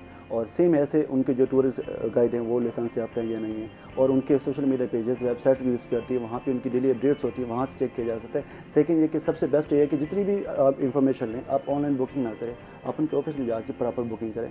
इन्फॉर्मेशन जितनी मर्जी ले लें, लेकिन ज़्यादातर लोग क्या करते हैं, इन्फॉर्मेशन लेते लेते बुकिंग करा लेते हैं ऑनलाइन, और सस्ते की जगह भी सस्ता मिल जाए, चलो जी बुकिंग करा लीजिए, तो ऑफिस जाते नहीं। तो ऑफिस विजिट करें फिर बुकिंग कराएं, विदाउट ऑफिस विजिट किए बुकिंग ना करवाएं। अगर आपको कोई जानने वाला भी है, कोई रेफरेंस से भी आ रहा है, तब भी आप ये ना करें, ऑफिस में जाएं, वहाँ पे जो भी स्कैमर होगा उसका ऑफिस आपकी सिटी से दूर का ही वो बताएगा, ताकि आप जाए ना, तो वहाँ से क्लियर पता चल जाता है। दूसरा ये कि उनके पास अक्सर लाइसेंस भी फेक होते हैं बहुत से लोग, तो इसकी समझ भी नहीं होती कुछ लोगों को। तो बेस्ट ये है कि उनके ऑफिस से वहाँ जाके बुकिंग कराएं, तो ये ज़्यादा बेस्ट है। अच्छा, आके मुझे ये बताएं कि जो ख़वातीन होती हैं वो बड़ा, उनके पास एक लिमिटेड सा सर्कल होता है, वो कहीं जा नहीं सकती, या किसी की हेल्प लेनी पड़ती है, किसी के साथ, हस्बैंड के साथ, फादर के साथ, या किसी को साथ लेके जाना पड़ता है। अगर एक लड़की सोलो ट्रिप करना चाहती है, सेफ भी हो, बजट फ्रेंडली भी हो, तो कहाँ सजेस्ट करेंगे आप? मैं तो सजेस्ट करूँगा ट्रैवल कंपनीज से, क्योंकि ऐसी ट्रैवल कंपनीज बहुत सारी रजिस्टर करती हैं। पाकिस्तान में अगर कम से कम रजिस्टर्ड कंपनीज की बात कीजिए ओवरऑल पाकिस्तान की, तो कोई 13,000 प्लस है जो कि गवर्नमेंट से लाइसेंस से आते हैं, ऐसी कंपनीज भी हैं। और मुल्तान शहर, फैसलाबाद शहर, जो मेजर सिटीज़ है जो कि डिफरेंट सिटीज़ को इंटरकनेक्ट कर रहे हैं, उन सिटीज़ में बड़ी बड़ी कंपनी रजिस्टर करती हैं जो प्रॉपर काम कर रही हैं, जो सालों से काम कर रही है। उनकी आप प्रोफाइल लेके उनसे विजिट करें, उनके ऑफिस। लेकिन ये चीज़ मस्त में कहूँगा, बहुत सारे होते हैं जो फेक, क्योंकि सोशल मीडिया का दौर है, बहुत सारे फेक प्रोफाइल्स। अभी हम ब्रेक पे जाते हैं, ब्रेक से वापस आएंगे तो कॉन्वर्सेशन को यहीं से कंटिन्यू करेंगे। नाजरीन हमारे साथ रहिएगा।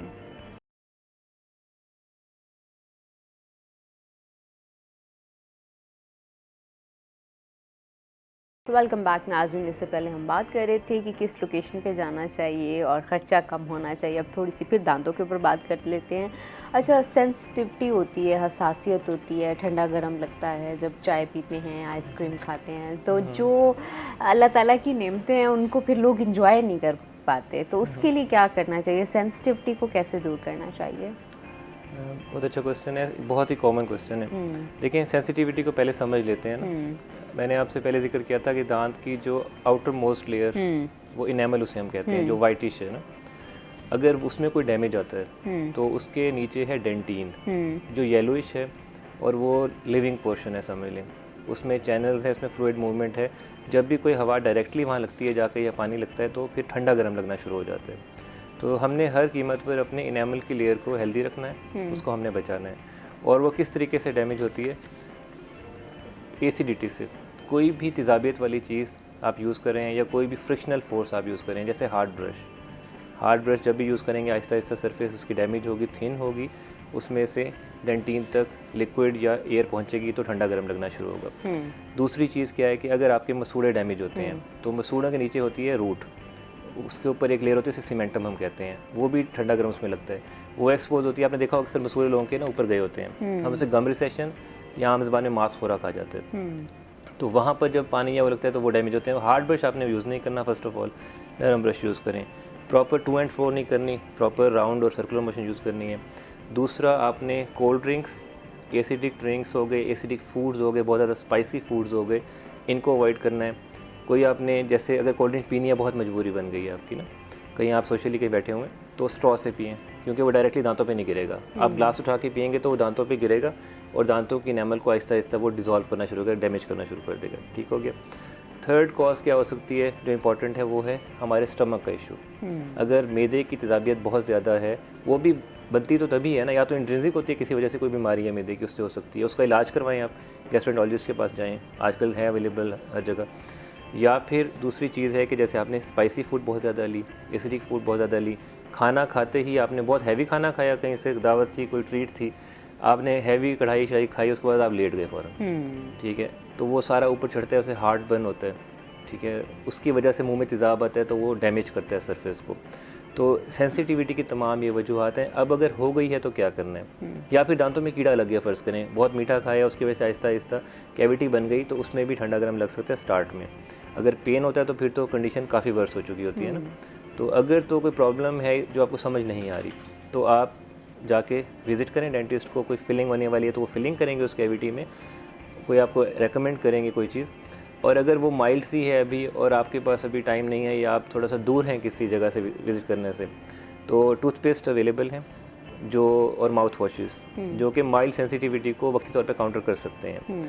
उनमें नाम भी हम ले सकते हैं, कोई ऐसी बात नहीं, डिफरेंट कंपनीज़ के डिफरेंट हैं, ठीक है, लेकिन उनमें इंग्रेडिएंट्स आप दे सकते हैं कि जैसे किसी में पोटाशियम नाइट्रेट लिखा हुआ है नीचे, या स्ट्रोंशियम या ऑक्सिलेट्स, इस तरह कुछ लिखा हुआ है। ये प्रोडक्ट्स होती हैं जो डिसेंसिटाइजिंग होती हैं, डिफरेंट नेम से आ रही हैं, सेंसोडाइन है, प्रोडेंट है, डिफरेंट नेम से आ रही हैं, ठीक है।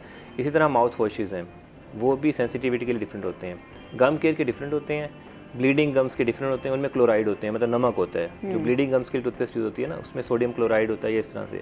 जो सेंसिटिविटी के तो उसमें नाइट्रेट्स मोस्ट कॉमनली होते हैं। तो बहरहाल आप मशवरा कर सकते हैं। आजकल तो ऑनलाइन मशवरे, आपको पता है, ऑनलाइन भी मशवरा हो जाता है। कोविड के बाद से मेरे ख्याल में काफ़ी सारी चीज़ें ऑनलाइन पे शिफ्ट हो गई हैं।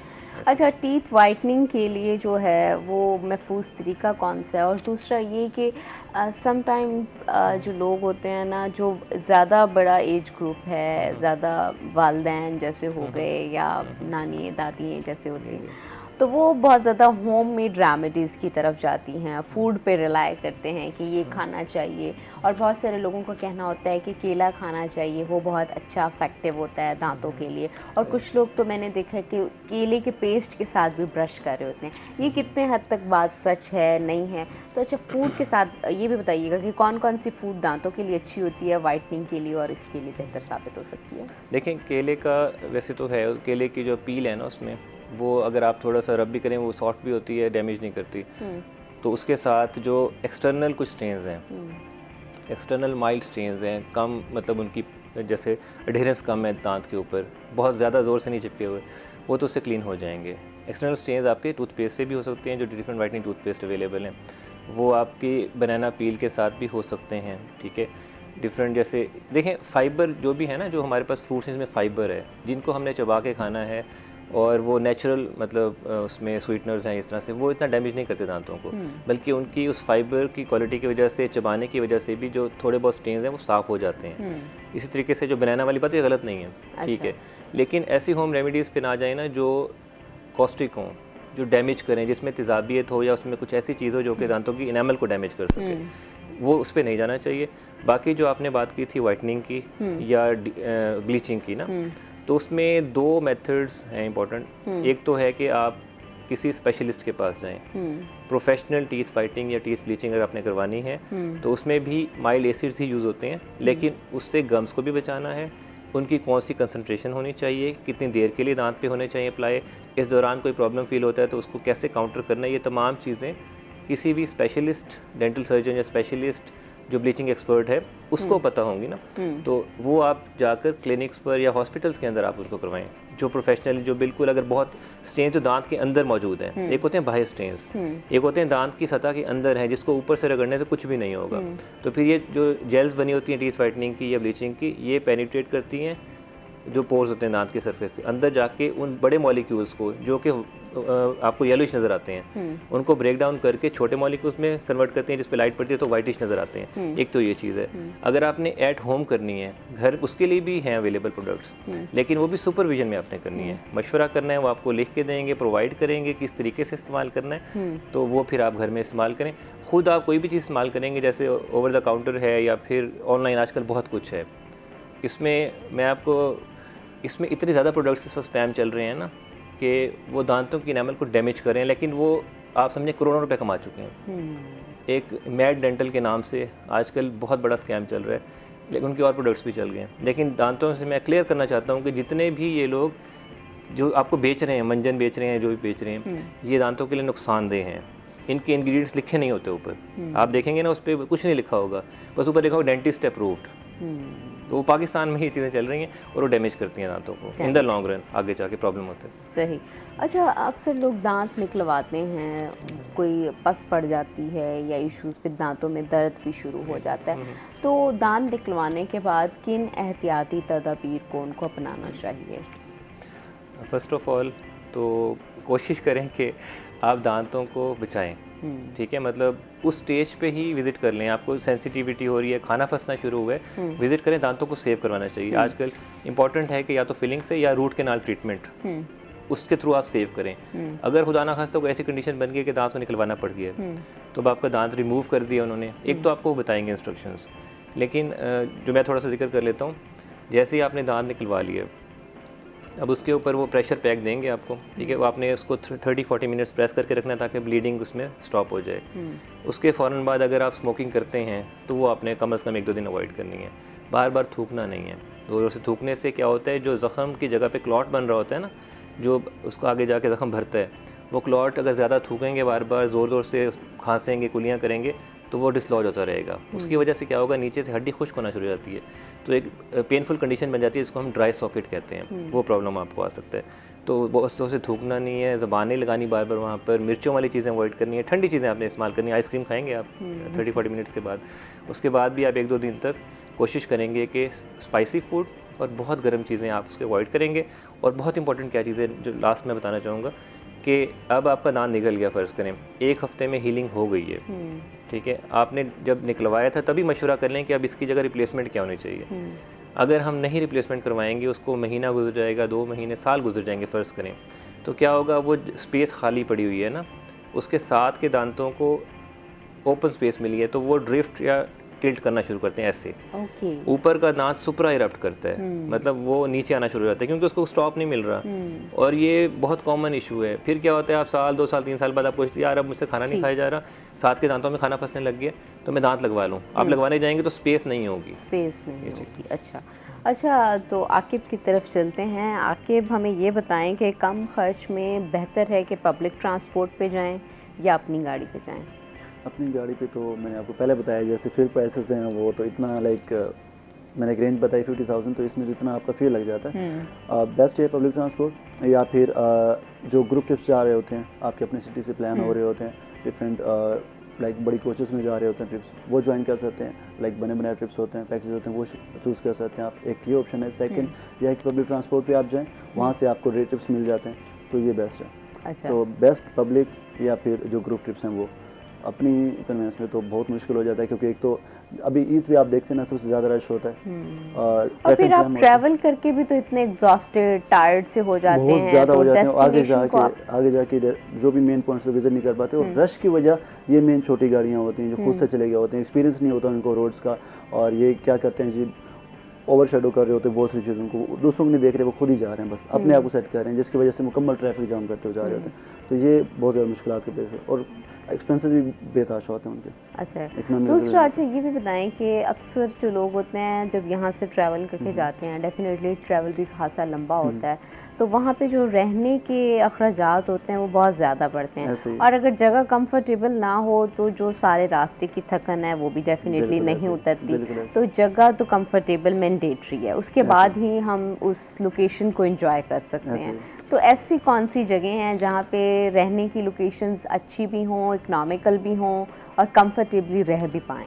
देखिए, लग्जरी कम्स विद बजट, तो ये तो पहली चीज़ है ना। तो अगर तो इकोनॉमी के लिए देखना चाह रहे हैं तो बहुत सारे ऐसे हैं जो आपको स्टैंडर्ड में मिल जाते हैं पैकेजेस, जो कि इतनी ज़्यादा इकोनॉमिकल हैं कि हर बंदा अफोर्ड कर सकता है आजकल के दौर में, कोई भी ज़्यादा मुश्किल नहीं। और हर डेस्टिनेशन में आपको ऐसे होटल्स मिल जाते हैं, जितने भी पाकिस्तान की मेन डेस्टिनेशन, जो टूरिस्ट डेस्टिनेशन ज़्यादातर पाकिस्तान के लोग वहीं जाते हैं, तो नाम सुन चुके होते हैं, वरना हालांकि ऐसी बहुत सारी प्लेसेस हैं जिनका लाइक नाम भी नहीं सुना। वहाँ पे गवर्नमेंट की तरफ से भी होटल्स नहीं बनाए गए।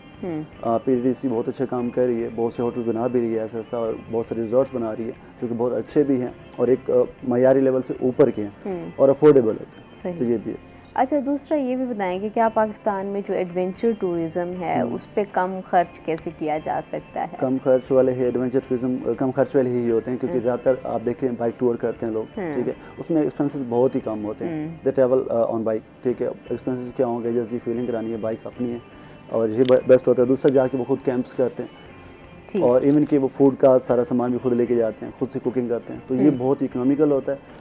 एडवेंचर टूरिज्म अगर करना चाह रहे हैं, लाइक आपके पास बजट होना नहीं, आपके पास जिगर होना चाहिए। जिगर होना चाहिए। अच्छा, आके मुझे ये भी बताएं कि पाकिस्तान में ऐसी कौन सी लोकेशंस हैं, जैसे मैंने अभी जिक्र किया कि बलूचिस्तान में बहुत सारी ऐसे एरियाज़ हैं जो एक्सप्लोर नहीं हुए, तो पाकिस्तान में ऐसे कौन से खूबसूरत एरियाज़ हैं जो अभी तक एक्सप्लोर नहीं हुए? ऐसे बहुत सारी प्लेसेस हैं जो नहीं हुए, और उसकी रीज़न बहुत सारी पॉलिटिकल भी हैं, बहुत सारी वहाँ के लोगों की वजह से भी हैं, बहुत सारी ऐसी हैं कि जो हमारे लाइक बॉर्डर टेंशंस होती हैं उसकी वजह से भी हैं बहुत सारे प्लेसेस। लेकिन जो विज़िट करनी चाहिए, एक्सप्लोर करनी चाहिए, वो हो नहीं पाती। रीज़न ये है कि एक सिंपल एग्जांपल है भेड़ चाल। अब एक बंदा कह रहा है कि मैं जा रहा हूँ मरी, तो वो सारे मरी ही जाएंगे। अगर हम अपने लोगों की बात करें, उनको एक ही वर्ड आएगा कि घूमने के लिए जा रहे हैं, उसके माइंड में आएगा मरी। मरी नो डाउट गेट वे है टूरिज्म का, लेकिन जस्ट मरी नहीं है, मरी से बियॉन्ड बहुत से डेस्टिनेशन हैं। अगर आप सिंपल कोई भी डेस्टिनेशन करें, आप ऐसी प्लेस है जैसे अस्तोर की बात करें, अस्तोर मिनीमल, इतनी प्यारी प्लेसेस हैं, दे फील लाइक नेचुरल, लेकिन लोग नहीं जाते। कश्मीर साइड जाएं, आगे झेलम वैली इतनी प्यारी है, वहाँ पे टूरिज्म नहीं है। रीज़न ये थी कि पहले NOC भी नहीं होती थी उधर जाने की, अब ये 3-4 साल हो गए NOC है प्रॉपर, लेकिन फिर भी टूरिज्म नहीं है क्योंकि लोग नहीं जा रहे। और वहाँ पे फिर गवर्नमेंट की तरफ से प्रॉपर इकदाम भी नहीं किए गए, होटल्स वगैरह की, इन चीज़ों की बहुत सारे इशूज़ हैं, ये बड़ा इशू आ रहा है। अच्छा, दूसरा ये भी बताएं कि जब विज़िट पे जाते हैं लोग, तो लोगों की बड़ी ख्वाहिश होती है कि जो वहाँ का ट्रेडिशनल फूड है जिस जगह पे हम गए हुए हैं वो एक्सप्लोर करें। तो बहुत सारी जगहों पे उनका ट्रेडिशनल फूड जो होता है खासा महंगा भी होता है, कहीं पे अच्छा होता है, तो कहाँ इकोनॉमिकल है, कहाँ महंगा है, ये भी थोड़ा सा बताएं। ट्रेडिशनल फूड तो मेरे ख्याल में महंगा नहीं होता है, कहीं भी आप जाएं वहाँ का जो लोकल फूड होता है वही उनके रीजन से चलता हुआ आ रहा है, तो वो इकोनॉमिकल ही आपको बना के, क्योंकि वो खुद से बना रहे होते हैं, ज़्यादातर होम मेड होते हैं उनके, इवन के वो उनके जो एक प्रॉपर होम मेड थे, ऐसे कि उनकी अम्मी लोग वो लोग बना रहे होते हैं, ठीक है, तो वो इकोनॉमिकली होते हैं, इतने महंगे नहीं होते हैं। इवन के कभी कभी वो चार्ज भी नहीं करते हैं आपको, लाइक फैमिली गए हुए तो आप ऑफर भी करते हैं। पाकिस्तान तो इतना अच्छा है, आपको पता लग, वो कहीं भी आप जाएँ। सबसे बेस्ट फूड जो है, अगर आप ट्रेडिशनल फूड की बात करें तो आप GB में मिलता है, GB का फूड बहुत अच्छा है। कश्मीर की कुछ डिशेज हैं वो बहुत। आपकी फेवरेट लोकेशन कौन सी है अभी तक के जितने भी विजिट्स किए? अगर तो पूरी स्टेट की बात करें, पूरे एरिया की बात करें, तो मेरा कश्मीर साइड है। अच्छा, कश्मीर नाम लिया कश्मीर साइड, ऐसा है कि नेचर उधर बहुत ज़्यादा ग्रीन माउंटेन्स हैं, बाकी वैसे सारी प्लेसेस ही प्यारी हैं। ठीक है, सारी पाकिस्तान तो वैसे सारा ही बहुत ज़्यादा खूबसूरत है, चारों सूबे बहुत ज़्यादा प्यारे हैं, तो जो जगह एक्सप्लोर नहीं हुई कोशिश करें वो एक्सप्लोर करें, लेकिन सेफ्टी मेजर्स को यकीनी बनाएं। लैंडस्लाइडिंग इस मौसम में या जिस मौसम में भी होती है उसमें ना जाएं। आकिब दस्ती, आपका बहुत बहुत शुक्रिया, आपने अपना कीमती वक्त दिया है। डॉक्टर तलहा, आपका भी बहुत बहुत शुक्रिया, आपने अपना कीमती वक्त दिया है। नाज़रीन, आज तक के लिए इतने ही। अपनी होस्ट यूसरा बलोच को रोही@10 से दीजिए इजाज़त, फिर मिलेंगे नए मेहमानों के साथ, तब तक के लिए अल्लाह हाफ़िज़।